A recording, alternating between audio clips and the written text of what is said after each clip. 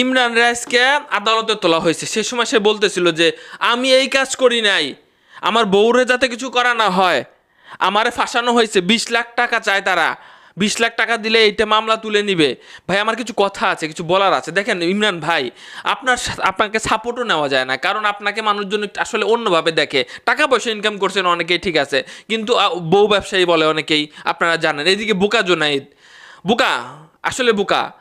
সে ইমরানের সাথে থাকলো, টাকা পয়সা কামাই করলো, নিজের কিছুটা পরিবর্তন হইতে না হইতেই সেও জেলে, তার ভাই কান্না করতেছে, কিন্তু মানুষ কমেন্ট বক্সে হাহারি এক দিচ্ছে, বলতেছে ঠিক হয়েছে, কেন তোরা এগুলো করতে গেলি, কেন অন্য মেয়েদেরকে, নিজের বাসার মেয়েদের সাথে তো ভিডিও করেছই, আবার অন্য মেয়েদেরকে নিয়ে এসে ভিডিও করতে হবে, এই জন্য আজকে এই অবস্থা।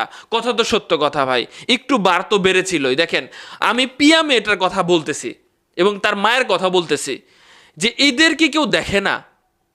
তার মা বলতেছে, পিয়া বলতেছে, পিয়ার মা বলতেছে যে আমার মেয়েকে অনেকেই ভালোবাসে, হাসপাতালে ট্রিটমেন্ট নিতে গেছে, ডাক্তার খুব ভালোভাবে পর্যবেক্ষণ করছে, একদম নিজের মায়ের মতো, মানে নিজের বাবার মতো এরকমভাবে কথাবার্তা বলতেছিল। মেয়েটা দেখতে সুন্দর, এটা করা স্বাভাবিক। তারপর হচ্ছে আদালতে গিয়া জজ সাহেবা নাকি তার মেয়েকে খুব আদর যত্ন করছে, অনেক কথাবার্তা শুনেছে, এটাও স্বাভাবিক ব্যাপার। বাংলাদেশে অনেক সময় মেয়েদের পক্ষে বেশি কিন্তু কথা কাজকাম করা হয়, বিশেষ করে আইনের ক্ষেত্রে। ভাই প্রমাণ করার আগেই গ্রেপ্তার, প্রমাণ করার আগেই গ্রেপ্তার। এই মেয়েটা কিভাবে প্রমাণ করবে আমি জানি না, এই মেয়েটা কিভাবে প্রমাণ করবে? টেস্ট করলে বের হবে? হবে না। কিন্তু ইমরানের সাথে অনেকগুলো ছবি আছে, ভিডিও আছে, বিভিন্ন সময় ভিডিও করেছে, তার বিশ্বাস করানো সহজ হয়ে যাবে। আপনি সাপকে কাছে আসতে দিয়েছেন, সাপ সবল দিচ্ছে সঠিক টাইমে আইসা। এদের এর মেয়েটার আগে একটা বিয়ে হয়েছিল, তার স্বামী একটা দুর্ঘটনায় না ফেরার দেশে চলে গেছে, এটা কোনো ব্যাপার না, এটা কোনো সমস্যা না। বিভিন্ন সময় বিভিন্ন মানুষকে মামলা দিয়েছে, এমন কথাবার্তা বিভিন্ন জায়গায় আছে, এটা আসলে প্রমাণ করা দরকার। এখন এই প্রমাণ করতে করতে ইমরানের জেল খাটতে হবে আরো 1-2 বছর মিনিমাম, এবং চক্কর ঘুরতে হবে। এবং শেষমেশ এই যে এত মানে বউ বাড়ি ছাড়া, সন্তানের অবস্থা 12টা, কোটিপতি হয়ে আপনি কি হবে, কি হবে আপনার? আপনি বাসায় থাকতে পারতেছেন না, জেল হাজতে খাওয়া লাগতেছে, আপনার অ্যাজমা আছে, অসুস্থ, আপনি জেল হাজতে থাকা লাগতেছে।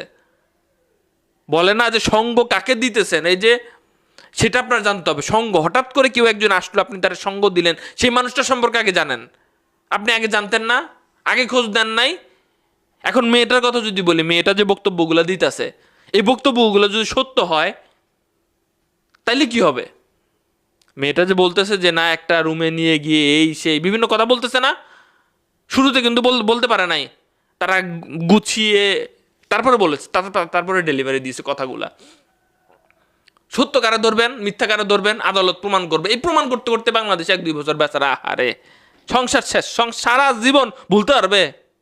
মোবাইল উদ্বোধন, দোকান উদ্বোধন, এই সেই, এই করতেছে সেই করতেছে, এই ইফেক্টটা সারা জীবন থেকে যাবে। ভবিষ্যতে কোনো মেয়ে আর্টিস্টের সাথে কাজ করতে গিয়ে 10 বার ভাববে। কত জেল হাজতের অভিনয় করেছেন, এখন বাস্তব জেল হাজতে আপনি আপনি এখন সংবাদ হয়ে গেছেন, কত সংবাদ নিয়ে কথা বলেছেন, সংবাদ হয়ে গেছেন।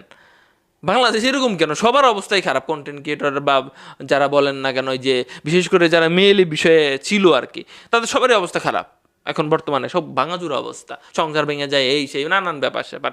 তো ইমরানের ব্যাপারে কি বলবো? দেখেন, এই যে বললাম না, বাংলাদেশে এই যে প্রমাণ করতে করতে অনেক সময় লেগে যাবে, মীমাংসায় আসতে হবে, ইমরানের বড় একটা ক্ষতি হবে। আমি জানি না, 10-20 লাখ টাকা তো ইমরানের কিছু না, ব্যাপার না, এত কষ্ট করতেছে কেন জানি না আমি, বা এখানে আরো ব্যাপার কি জড়িত আসলে বোঝা যাচ্ছে না দূর থেকে। আপনাদের কোনো মতামত আছে নাকি? লিখেন।